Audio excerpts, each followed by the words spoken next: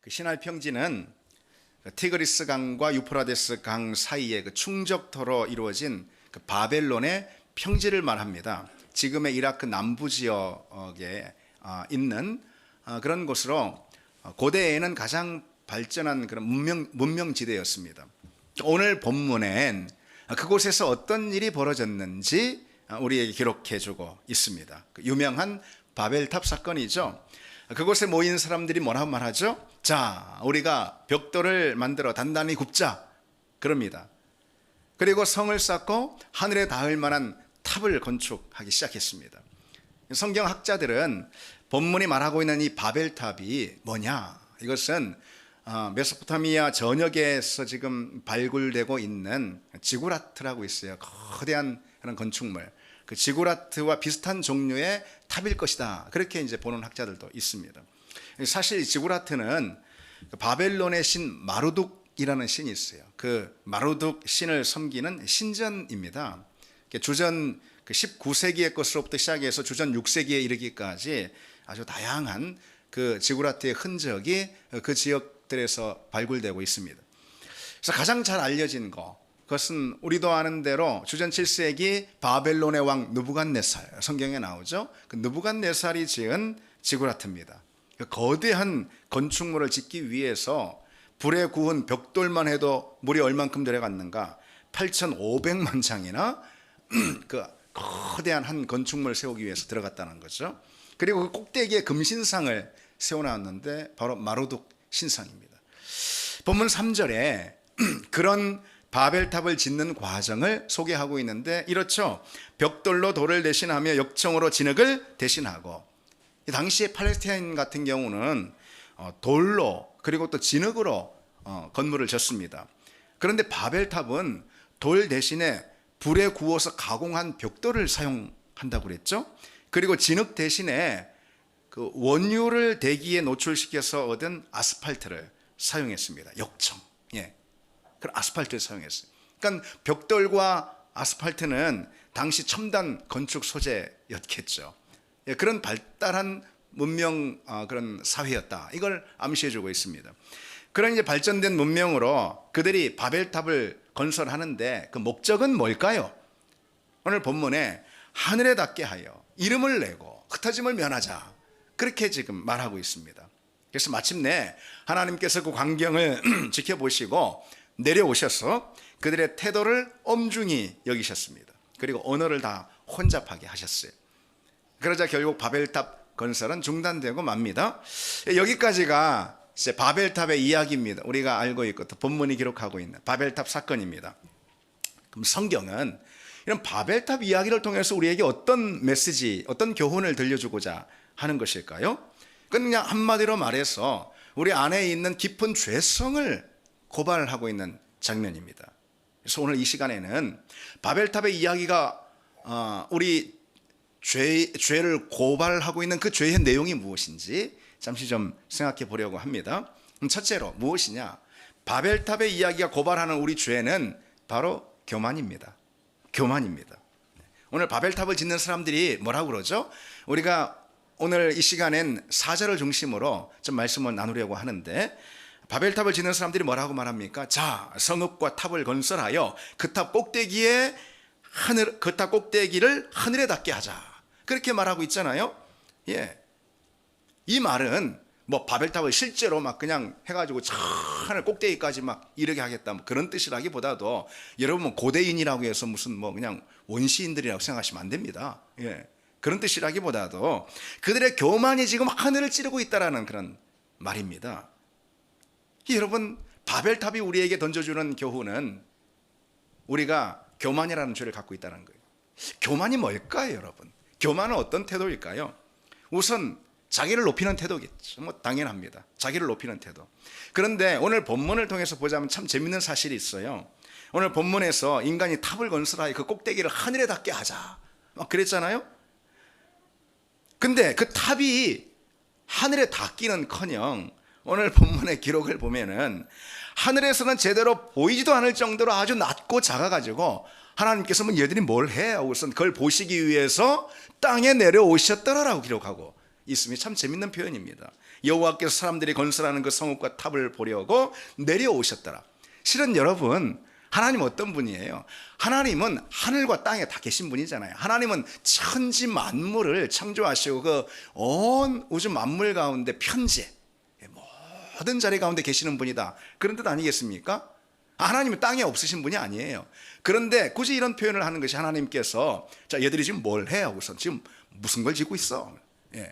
이들은 하늘에 닿게 하자 하고서 막 그냥 열심히 짓는데, 하나님 보실 때는 그것이 뭐 너무도 작고 낮아가지고 하나님 눈엔 보이지도 않는다. 이런 표현을 통해서 성경의 기자가 말해주고 있는 사실이 뭘까요? 인간이 높아봐야 얼마나 높겠냐? 그거 아니겠습니까? 인간이 잘나봐야 얼마나 잘나겠냐? 그거 아니겠습니까? 인간의 힘이 세고 지혜가 좋아봐야 얼마나 되겠느냐? 그거 아니겠습니까? 하나님께는 먼지만도 못하다.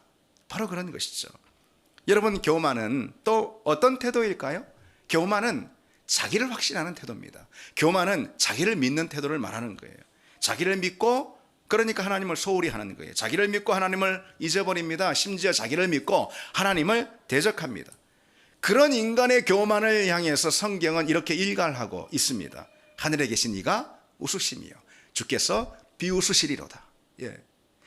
교만에 대한 태도는 성경이 마치 이런 우리의 태도를 향해서 책망하지만 상당히 조롱하는 그런 태도의 그런 말씀으로 우리 교만을 꾸짖고 있습니다. 하나님께서 웃으시고, 참 우습다 이거죠. 여러분, 또 교만이 어떤 태도일까요? 교만은 하나님의 영광이 아닌 자기를 위해 사는 행위를 말합니다. 그게 교만이에요. 본문 4절에 보면은 또 말하되 자 성읍과 탑을 건설하여, 그렇게 기록되어 있잖아요. 근데 실은 이 대목은 우리를 위해라는 그런 말이 우리 개역 성경에는 이 번역에서 빠져 있습니다. 그래서 원래는 이런 뜻인 거예요. 자, 우리가 우리를 위해 성읍과 탑을 짓자, 그런 말입니다. 그게 바로 교만이라는 거죠. 하나님의 영광이 아닌 자기 영광을 위해 사는 행위가 바로 교만입니다. 자기 체면, 자기 만족, 그리고 자기 성취를 위해서만 사는 행위, 그게 교만이죠. 자기 뜻, 자기 계획, 자기 꿈만을 위해 사는 삶, 그걸 가리켜서 하나님은 교만이라. 그럴 때 하나님의 뜻은 무시되기 때문에 또 문제가 됩니다. 하나님은 그것을 교만이라 보십니다. 교만이 뭐라고 말씀드렸습니까? 교만이라는 것은 자기를 높이는 것입니다. 자기를 확신하는 것입니다. 그리고 자기 이름을 위해서 사는 태도입니다. 그와 같은 교만은, 그런데 여러분, 결코 가벼운 태도가 아닙니다. 가벼운 잘못이 아니에요. 가장 심각한 죄라고 기독교 역사 가운데 모든 우리 신앙의 선배들은 꼬집고 있습니다. 특별히 기독교 작가인 C.S. 루이스라는 사람은 교만에 대해서 이렇게 말해주고 있습니다. 기독교 스승들의 가르침에 따르면 가장 핵심적인 악, 가장 궁극적인 악은 교만이다. 성적인 부정, 분노, 탐욕, 술 취함 같은 것들도 이 악에 비하면 아무것도 아니다.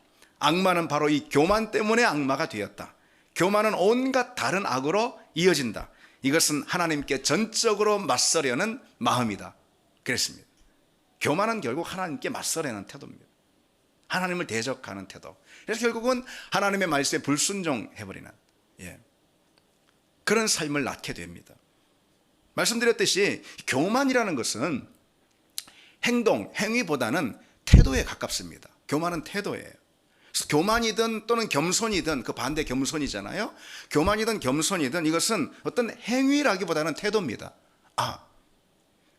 그냥 교만한 그런 일을 저질러 버렸네? 뭐 이렇게 말할 수도 있겠지만은 근데 그것은 교만한 태도가 행위로 드러난 것뿐입니다. 그래서 교만은 행동이보단 태도입니다. 행동과 달리 태도라는 것은, 그래서 더 무서운 건데, 태도라는 것은 뭐냐면은, 행동은 그냥 어쩌다 보면 탁 나올 수 있는 거잖아요. 표출이 될 수 있는 거. 그런데 이 태도는 그런 게 아니에요. 오랜 시간 다듬어지고 빚어진 그런 어떤 품성의 결과, 이게 바로 태도입니다. 그래서 교만이 태도이기 때문에 더 무서운 것입니다. 겸손도 역시 마찬가지. 그런데 교만도 그렇습니다. 내가 교만한 거라는 것은 그동안 내 생각과 마음과 행위가 지속적으로 내 삶 가운데 반영되어진 그 결과, 그게 바로 교만입니다. 그러니 교만하다는 것은 정말 무서운 것입니다. 그동안 꾸준히 내가 가져온 생각과 마음의 결과, 이게 교만이니까요. 그냥 어쩌다 그냥 교만한 행동을 한 게 아니고, 그래서 그런 교만은 태도이기에 쉽게 바뀌지가 않습니다. 그러니 더 우리가 경계해야 될 그런 죄입니다. 하나님은 교만한 사람 물리치신다 했습니다. 그리고 겸손한 사람을 하나님 은혜를 주십니다. 그리스도인으로서 어떤 태도보다 이 겸손이야말로 하나님께서 가장 주목해 보시는 태도입니다.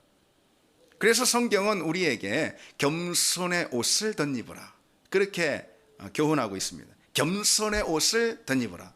이게 무슨 뜻일까요? 이렇게 생각해 보시면 좋습니다.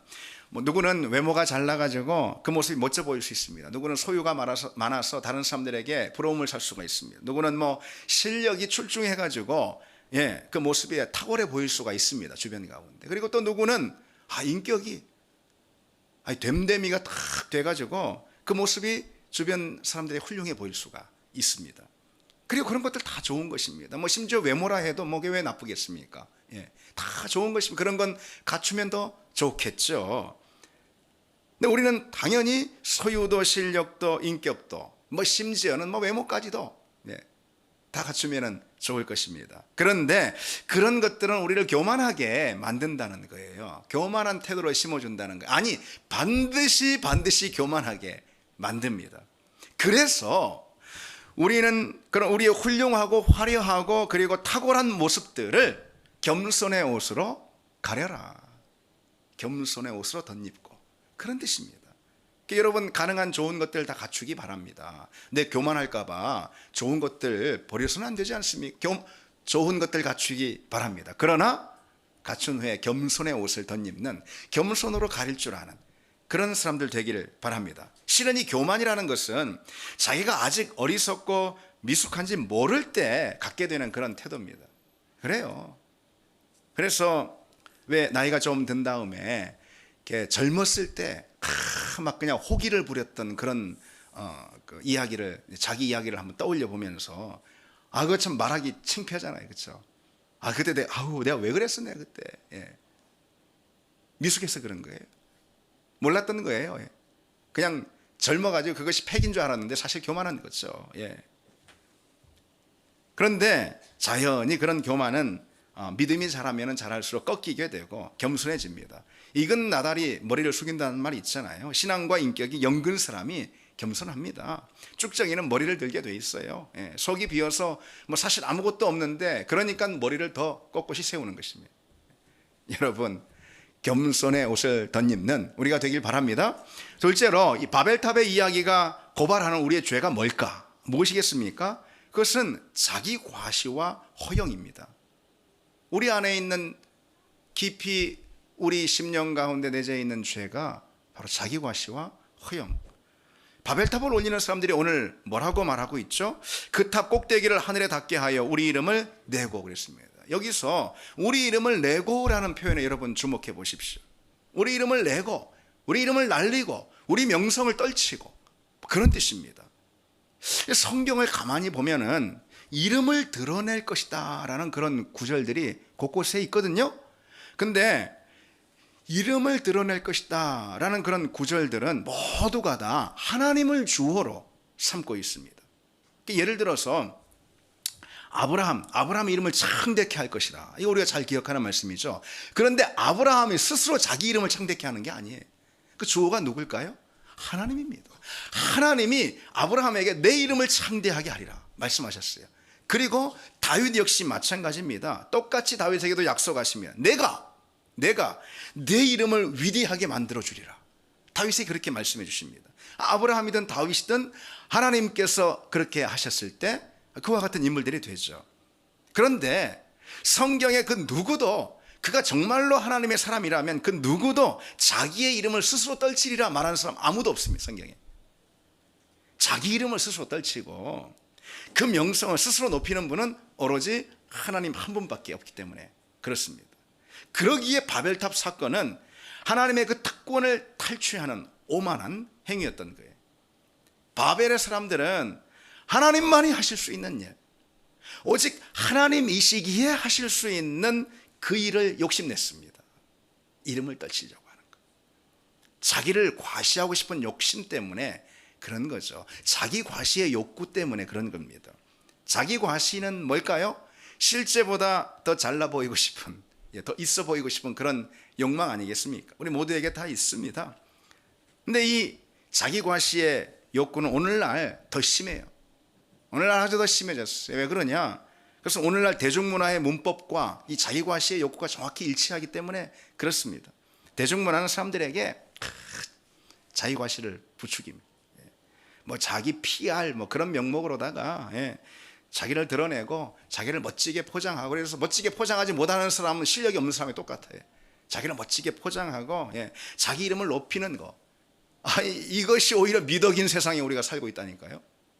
그래서 성경의 말씀과 전혀 다른, 성경의 말씀의 정면으로 거스르는 그런 태도가 오히려 막 부추겨주고 있는, 오히려 미덕이 되고 있는 그런 세상에 우리가 살고 있습니다. 한 설문기관이 지난해 이런 조사를 했다는 거예요. 왜 그 SNS, 뭐 페이스북이나 카카오 스토리 같은 그 SNS 있잖아요. 그걸 사용하는 목적이 뭐냐? 그렇게 이제 그 이용자들에게 쭉 설문조사를 한 거예요. 이용자들의 답을 보면 이렇습니다. 정보 공유를 위해서 그런 뭐 SNS 사용합니다. 그게 이제 29.8%.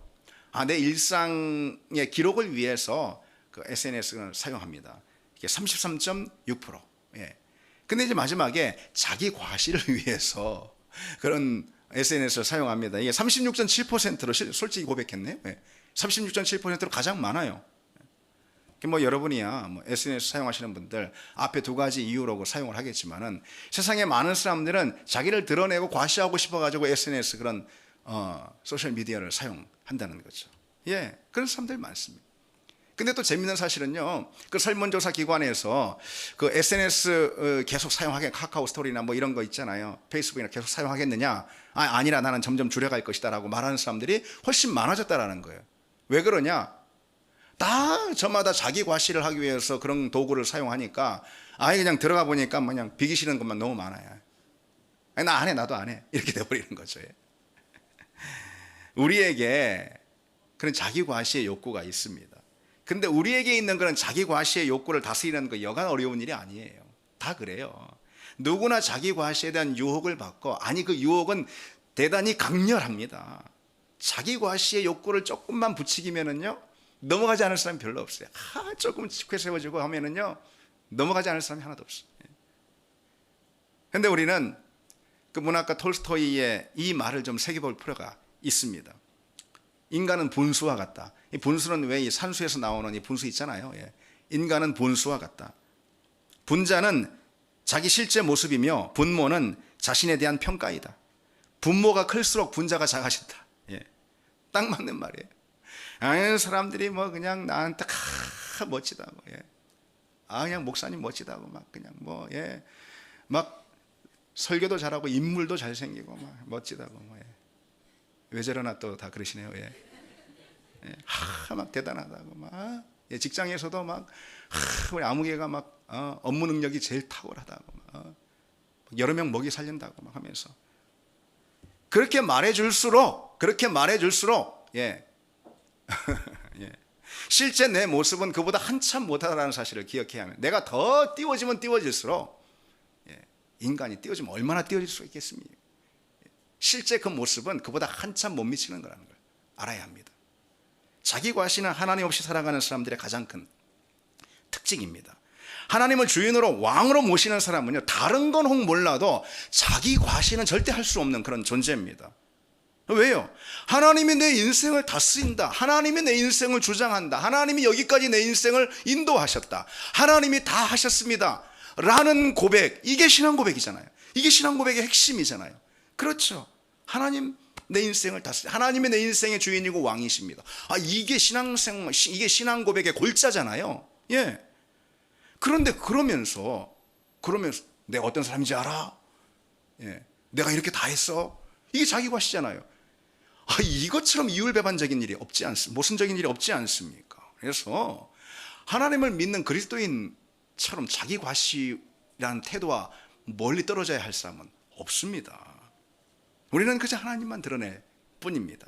그리스도인은 오로지 하나님의 영광을 위해 살고 하나님의 영광을 위해 사는 것을 자기 기쁨과 만족으로 삼은 사람들입니다. 하나님께 인정받기를 원하는 태도, 그것이 신앙생활입니다. 그것이 신앙의 태도입니다. 그러니 자기 과시와 같은 것은 정말 관심의 대상에서 멀 수밖에 없는 거죠. 반면에 하나님이 없는 사람들은 세상으로부터 인정 욕구가 되게 커요. 하나님이 온 우주 만물을 창조하신 그 하나님이 나를 얼마나 아끼시고 나를 얼마나 존귀히 여기셔서 그 아들을 십자가에 희생하기까지 날 건지셨는가. 이게 신앙 고백이잖아요. 이게 신앙의 내용이고. 그러니 세상에서 뭐 좀 날 무시하고 나 인정해 주지 않아도 그까지 아무것도 아니에요. 근데 그런 하나님이 없는, 그런 하나님에 대한 고백이 없는 사람들은 세상에 대한 인정 욕구가 대단히 큽니다. 자기 자존감을 주변의 평판에 기댑니다. 그러니 은연중 그 사람들에게 자기 과시를 하려고 할 수밖에 없게 되는 거죠. 그러나 자기 과시는 바벨탑의 죄입니다. 그런데 여러분, 세상 사람들만 그렇게 자기 과시하는 게 아니에요. 가만 보면은 영적인 자기 과시도 있어요. 그리고 그게 더 큰 문제겠죠. 주님께서 그런 사람들을 책망하시는 대목이 복음서에 나옵니다. 너희는 기도할 때 외식하는 자와 같이 하지 말라. 그들은 사람에게 보이려고 과시하려고 회당과 큰 거리 어귀에 서서 기도하기를 좋아하느니라 했어요. 기도나 봉사나 헌신, 이 신앙의 값진 내용들을 그저 자기 과시의 방편으로 삼으려는 그런 사람들도 있습니다. 믿음을 자기 과시의 방편으로 사용하는 그런 사람들도 있다는 거죠. 그런 사람들은 주님 말씀하신 그대로 이미 자기가 받을 상을 다 받은 거나 마찬가지입니다. 이 자기 과시의 욕구. 근데 이것은 중요한 건 또 허영이라는 행위로 표출될 때가 많습니다. 프랑스의 그 유명한 작가의 모파상이라고 여러분 아시죠? 이 모파상의 목걸이라는 이 작품이 대표적인 작품입니다. 근데 이런 이야기예요. 그 이야기가 간단히 그 이야기를 말씀드리면은 그 아름다운 미모를 가진 마틸드라는 그 등장인물이 나오는데요. 마틸드가 이제 그도 가난했지만은 또 가난한 하급 관리와 결혼을 한 거예요. 그래서 넉넉지 못한 생활을 합니다. 그런데 그녀의 마음 가운데 얼마나 그냥 허영심으로 가득 차 있는지, 그냥 모두가 부러워하는 그런 윤택하고 그리고 화려하고 그런 삶을 살고 싶은 게 늘 그 마음의 꿈이에요. 그래서 자기 현실을 보니 그냥 너무 그 자기 현실과는 자기 꿈과 비교가 되어가지고서 날마다 절망감에 빠지고 비참함을 느낍니다. 근데 그렇게 이제 우울한 나날을 보내는 중에 마틸드에게 사랑하는 남편이 그 선물을 하나 갖다 줍니다. 뭐냐? 그 남편이 왜 하급 관리라고 그랬잖아요. 문무성에 근무하고 있는데 그 문무성 장관이 자기 집에서 잔치를 벌인 것입니다. 그래서 초대장을 준 거예요. 그래서 남편이 그 초대장을 마틸드에 내미니까 마틸드가 원래 바라는 게 그런 무도회 자리에서 그냥 내가 최고로 돋보였으면, 맨날 그런 생각하는 부인이거든요. 근데 그 초대장을 딱 받아들고선 짜증부터 먼저 냅니다. 도대체 뭘 입고 가라는 거예요? 드레스가 없어요. 나는 무도 회복이 하나도 없는데요. 파티장에 난 안 갈래요. 사실 남편을 은근히 협박하는 겁니다. 이게 순진한 남편은 그것까지는 생각하지 못했다 생각을 하고 그 저축해 둔 돈을 몽땅 다 털어가지고 드레스를 맞춰줍니다. 그런데 파티가 다가올수록 아내의 안색이 더 어두운 거예요. 그 이제 물었습니다. 왜 그러냐고. 그래 아내 하는 말이 장신구가 하나도 없잖아요. 드레스만 있으면 뭐해요? 몸치장할 보석이 하나도 없는데 이렇게 나갔다가는 얼마나 공생받겠어요? 차라리 파티 안 가는 편이 나아요. 또 이렇게 데모가 시작되는 것입니다. 약속 다 해놨는데 안 가면 어떻게 해요? 근데 실은 뭐 파티에 그냥 제일 그런 자리야말로 제일 가고 싶은 사람이죠. 허영심에 가득 차가지고. 내 남편의 동정심을 유발하기 위해 가지고선 그렇게 투정을 부리는 겁니다.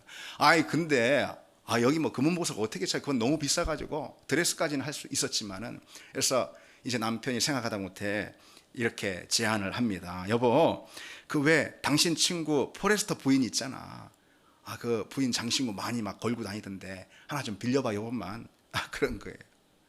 근데 서로 막 그런 건 또 막 허영심에 있어서 막 경쟁이 굉장히 많았는데, 그래서 뭐 가가지고선 뭐 장신구 하나 보석 하나 빌려달라고 하는 거 막 그냥 딱 질색이었는데 싫었는데, 그래도 어떻게 뭐 방법이 없잖아요. 그래서 하나 빌리러 갑니다. 그러니까 그 친구 포레스터 부인이 이 장신구 가방을 딱 하나 내놓는 거예요. 잔뜩 장신구가 들어있는 가방을 내놓는 것입니다. 그래서 마틸드는 막 그냥 거기에 눈에 취해가지고 가장 비싸고 화려해 보이는 다이아몬드 목걸이를 하나 빌립니다. 이렇게 아름다운 드레스와 값비싼 목걸이를 걸치고 파티에 참석을 했는데, 그야말로 마틸드 자기가 평소에 꿈꿔왔던 그대로 자기가 주인공이 된 것 같아요. 가장 주목받는 여인이 됩니다. 고위층 남성들이 하나같이 그녀에게 왈츠를 청하고, 그래서 뭐 그녀는 마치 세상 다 얻은 것처럼 막 그날 밤이 새도록 그 파티를 즐겼습니다. 그렇게 이제 시간이 한참 흐른 뒤에 새벽이 되어서야 파티장을 나오는데, 마틸드는 황급히 빠져나오는 것입니다. 놀 거 다 놀고 황급히 빠져나오는 거예요. 막 남편도 막 불러도 막 그냥 제쳐놓고 그냥 황급히 빠져나오는 거예요. 그게 화근이었어요. 서둘러 막 사람들 틈바구니 황급히 빠져나오다 보니 목걸이를 잊어버린 것입니다. 왜 그렇게 황급히 빠져나왔나? 다른 여인들은 화려한 모피 코트에 또 마차가 탁 대기하고 있어요. 그런 자기는 그런 건 없단 말이죠. 그게 거의 비교가 될까봐 혼자서 빨리 빠져나오는 바람에 목걸이를 잃어버린 것입니다. 자기 허영심을 탓해봤자 이젠 뭐 다 지난 일이에요. 소용없어요. 그래서 마틸드는 무려 4만 프랑, 이게 뭐 얼마나 잘 모르겠네요. 하여튼 엄청나게 비싼 값이에요. 4만 프랑이라는 거금을 당장 구해야 할 상황 때문에 그냥 완전히 망연자실하고 맙니다. 그래서 엄청난 빚을 지고서 포레스트 부인이 눈치채지 못하게 똑같은 다이아몬드를 탁 이렇게 사가지고 그래서 돌려주었습니다. 그 후로 10년 동안 이 마틸드는 입은 옷을 입는 옷은커녕 음식도 제대로 먹지 못한 채 그냥 모질고 억척스럽게 일만 하면서 돈을 벌어가지고 그 빚을 마침내 다 갚았다라는 거예요. 그 사이 마틸드의 그 아름답고 또 젊은 미모도 다 사라졌습니다. 무엇보다 마틸드가 원래 가지고 있었던, 그래도 돈은 없었지만 원래 가지고 있었던 그 가정의 평안한, 남편과의 평안한 삶, 실은 그것도 다 깨져버렸어요. 자기가 이미 가지고 있었던 행복도 한 번의 파티와 함께, 그러니까 자기 허영심과 함께 다 나눠가고 말았습니다. 드디어 거액의 빚을 다 갚으니 마틸드는 어느 날 상젤리제 거리를 걷다가 아직도 변함없이 젊고 아름다워 보이는 그 자기 친구 포레스트 부인을 만나게 된 거예요. 그래서 마틸드는 그 순간 그냥 우욱하는 심정에 그 순간 이런 생각이 들었습니다. 오랫동안 참고 참아왔던 그날의 이야기를 내가 이제 말해줘야 되겠어. 빚을 다 갚았으니까 이제 말할 때가 됐어. 내가 이렇게 빨리 늙어버린 것은 바로 너 때문이라고. 자기 허영심 때문인데. 그리고 이제 딱 앞에 섰는데 웬걸 자기 친구 포레스터 부인이 자기를 알아보지 못하는 것입니다. 그만큼 완전히 쭈글쭈글 늙어버렸어요. 10년 동안 그냥 돈 버는데 그냥 악척스럽게 막 하느라고 친구조차 알아보지 못하는 그런 모습으로 변했습니다. 마틸드는 자신을 겨우 알아보는 그 포레스터에게 모든 이야기를 다 털어놓습니다. 그리고 내가 이렇게 늙고 초라하게 변해버린 것은 바로 너 때문이야. 근데 어쨌든 뭐 빚은 다 갚았으니까 속은 시원해. 그렇게 말해줬습니다. 그 순간 자기 앞에 있는 친구 포레스터가 아현실세 해가지고 완전 놀라 자빠지려 하는 그런 모습입니다. 그리고는 잠시 있다가 포레스터가 마틸드의 손을 꼭 잡고서 이렇게 말합니다. 세상에 어쩌면 좋니? 내가 너한테 빌려준 그 목걸이 있잖아. 그건 가짜였는데 그거 500프랑밖에 안 하는 가짜였어. 그랬다는 거죠. 여러분, 이 허영심만큼 자기 파괴적인 태도는 없습니다.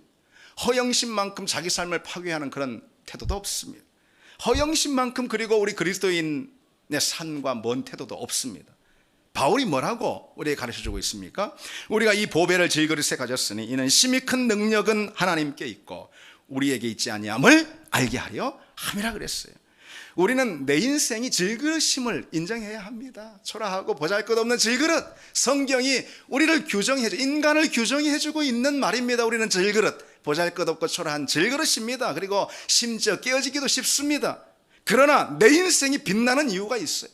그럼에도 내 인생은 빛나는 인생입니다. 왜?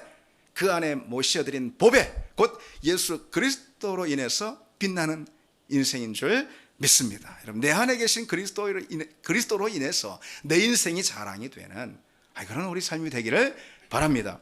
마지막 하나 더 보실까요? 바벨탑의 이야기가 고발하는 우리의 죄가 뭘까? 그것은 배역입니다. 반역, 배역이에요. 곧 하나님께 대한 배역입니다.